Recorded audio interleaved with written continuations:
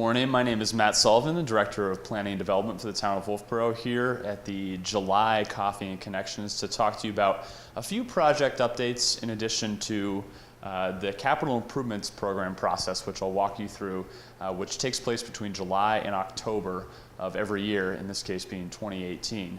The first two projects I want to update you on, though, are the master plan and the Route 28 study. The master plan midterm forum was held in June. We had great attendance and heard updates from the subcommittee chairs on the chapter progress.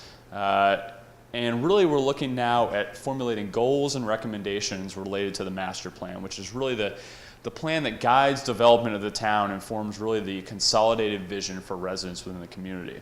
Now, we will be having a second summer forum that will be on August 21st of 2018 at 6:30 p.m. upstairs in the Great Hall here at Town Hall.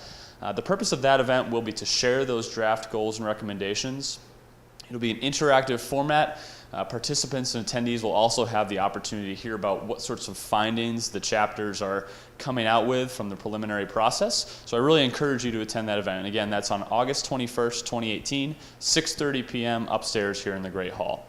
The second update I want to provide is on the Route 28 corridor study. Several months ago, I provided a brief overview of that report. That report was presented to the selectmen in June this year, and subsequently the Route 28 steering committee held a meeting and actually created a recommendation related to Pickering Corner. Right now we're recommending that Pickering Corner be an enhanced intersection as it is right now, with some additional pedestrian safety improvements, additional striping for vehicle safety, and some other modifications, really with an eye towards preserving the character that exists there. We recognize that as a critical gateway into our village area, and preserving the existing aesthetic and the businesses that are located around that intersection are really important to us. And as a result, the committee felt that it was best to recommend this enhanced intersection option as opposed to any kind of signalized intersection or any kind of roundabout that was discussed before. So I just wanted to update you on that. Now, I want to turn your eye to a different process that we'll be working on this year. This is our capital improvements program. This is something we work on an annual basis. It really forms the foundation, if you will, for the warrant articles that you see in March of every year. And I'm going to sort of walk you through a presentation of the actual CIP document. This is the final product of the CIP process. You may not be able to read all of this, but I'll describe what I'm talking about and why this document, although it is a report, includes some very critical information for all residents and taxpayers. So the first thing I'll say is that the capital improvements program really covers capital projects. And we have some general idea of what that means, but we also make some exceptions in the process as well. Generally, capital projects are those that exceed $100,000. However, there are larger projects that include smaller elements that may be less than $100,000 that get placed into the CIP. For example, if we're doing a large road construction project, we may have engineering in the amount of $50,000 one year, but that's part of $1 million project into the future. So that's included in our CIP, so we can monitor these big project costs. In the case of Wolfeboro, we've drafted a really intense purpose statement, which is a good thing. So we have a couple different purposes in developing this CIP. Preserving public health, safety, and welfare, that's one of the first things. The CIP is the statutory duty of the planning board, so this is a planning board document and process. We also want to anticipate potential demands on growth or negative demand on growth as we go through this process. So when we're doing sewer infrastructure expansion or sewer upgrades, we're really looking at that growth and how it might change in the future. Improving communication and coordination, this is really between departments and other entities. There are some projects that really enhance communication and coordination. Avoiding undue property tax increases and a fair distribution of capital costs. And what we mean by that is that we want to make sure that our capital projects are phased in a way that really maintains a stable impact to the taxpayers. And what I should mention as well is that the CIP is really formulated as a 10-year document. Different communities do it in a different way, but Wolfeboro's is a 10-year CIP. And the one that I'm showing you today is actually the 2018 to 2027 CIP. So it's a 10-year outlook from the department heads that submit their projects here. But again, maintaining a stable tax rate. We want to build a foundation for growth management and impact fees. This is something that we're looking at pretty critically right now, our impact fee ordinance and our growth management. Not really a huge focus of a lot of the CIP projects that I'll talk about quickly today, but this is one of the pieces of our purpose statement. Identifying scattered and premature development. This is another planning board issue where we don't want to have development out in different areas of town that creates an infrastructure demand. Obviously, if you think about our public works department and the plowing that they have to do, we want to minimize the costs that it takes to maintain our infrastructure. And by avoiding scattered and premature development, we try to do that. And then supporting economic development. Obviously, Wolfeboro's economic development is diverse. We have a lot of different entities here in town. We have a tourism-based economy, but we're trying to expand into more of a four-season economy. We want to really support any kind of economic development we can through these public capital improvement projects. So that's one of our aims here. Now, every year, the Board of Selectmen, although this is a planning board document, actually creates some departmental guidelines. So our departments submit these CIP projects to the CIP committee every year. The departmental guidelines are identified here. These were the 2018 version, as I said. We're going to have a new 2019 version, which was actually approved by the selectmen in June. And these guide how the department heads should think about submitting their projects. And I'll just give you a few examples here. We want to increase ADA compliance. We want to maintain funding for the town road infrastructure upgrades, focusing on building maintenance and repairs to existing town facilities, and then some specific ones like considering the future reuse of the electric generation building on Laner Street in the same light that we looked at the Abenaki Lodge and the new library. So these really guide, again, what the projects look like that the department heads submit every year. Moving on, we have some very specific project definitions. As I mentioned before, and you may not be able to read this, these are really projects that tend to cost $100,000 or more, with some exceptions, as I said. These projects typically have a useful life of more than 5 years. These are long-term projects. And typically they focus on your sewer, water, some building upgrades, electric and road systems. Those generally tend to be our capital improvement projects, although there are some exceptions that are higher cost items as we go along. As I mentioned before, the CIP program is run by our CIP committee. That's a subcommittee of the planning board. The planning board, the budget committee, the board of selectmen have representatives on the CIP committee. In addition, we have up to 4 at-large members. Those are citizen members. If you aren't on the committee for this year, I encourage you to submit your name for next year. This is really where a lot of the action happens. I think this is one of the most critical committees in the community, outside of the Board of Selectmen and the Planning Board and a few others. This is really where our strategic planning happens for our capital projects. Again, it's a critical process. There are a few types of financing that we see in the CIP. So when department heads submit their requests, it may be a request that's funded through a bond vote that needs to go to the town. It may be cash that the department has right now that they're going to spend. It may be through an enterprise fund like our electric department. It could be a capital reserve that you see on the warrant article every year. We contribute to capital reserves with the intent of building cash so that we can spend it. Those projects are included in our CIP. So there are different funding mechanisms for all of our capital projects that we're working on. Now, in the CIP document that we release every year, we actually go through that year's project recommendations. We talk about what the project is, what the funding source is. In this case, as we're looking at 2018 projects again, we had the $5 million project for the library expansion. We had $3.8 million of public funding and $1.2 million of private match funding. So we identify what those funding sources are. There's a narrative of the project, which is critical as well.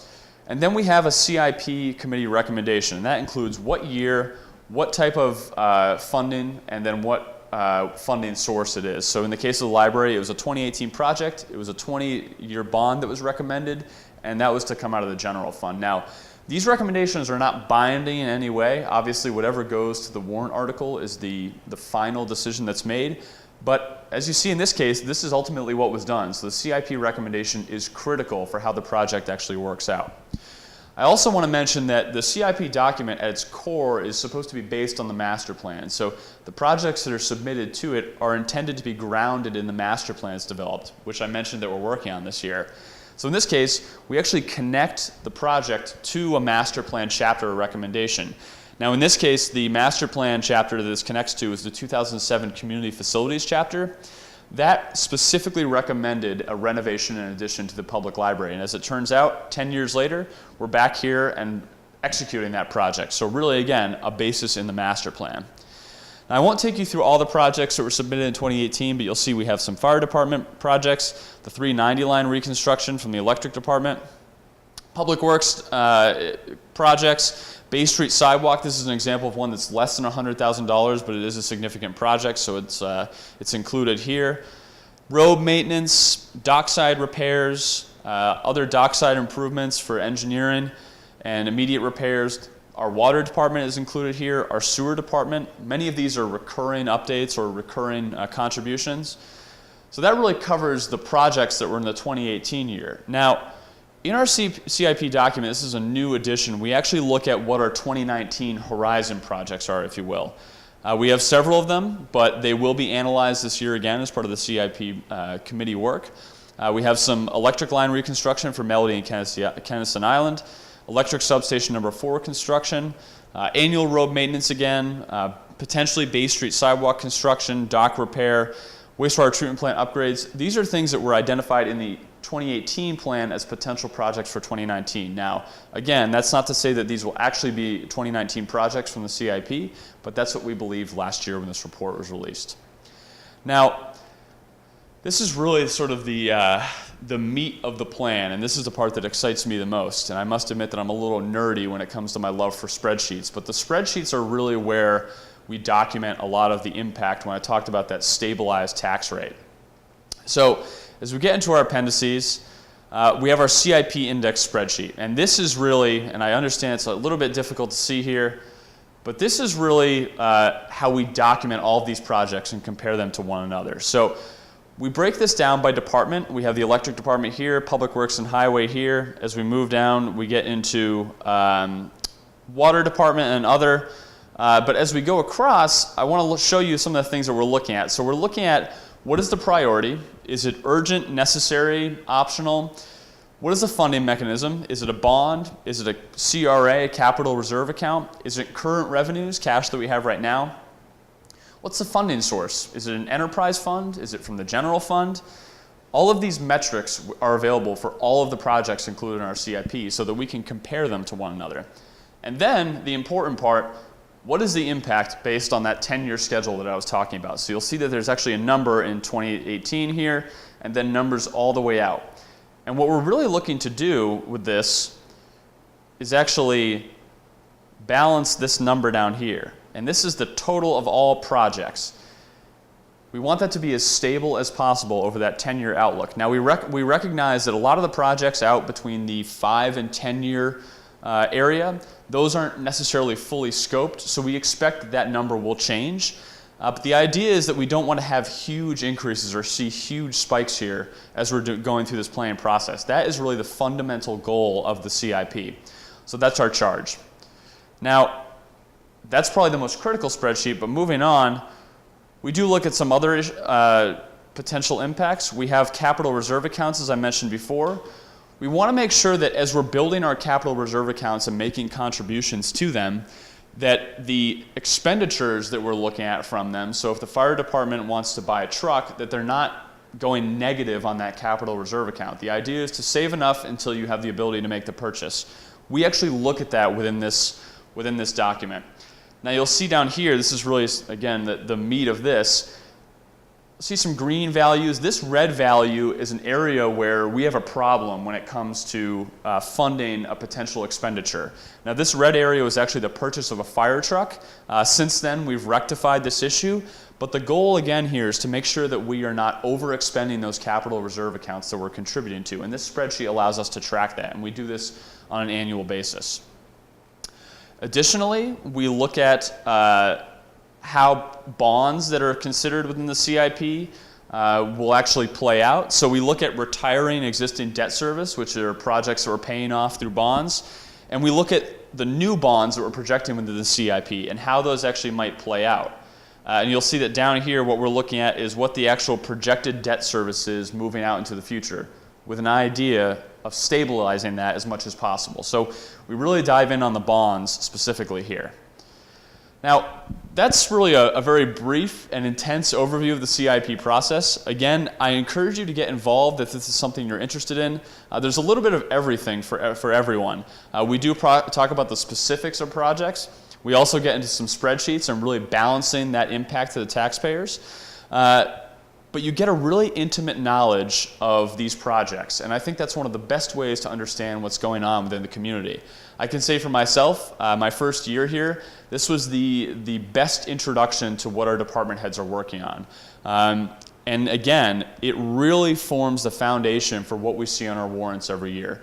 So I encourage you to get involved. Feel free to call me with any questions. My number is 569-5970. With that, I want to thank you for joining us on the July Coffee and Connections. My name is Matt Sullivan, Planning Director, and we'll see you next month. Thank you.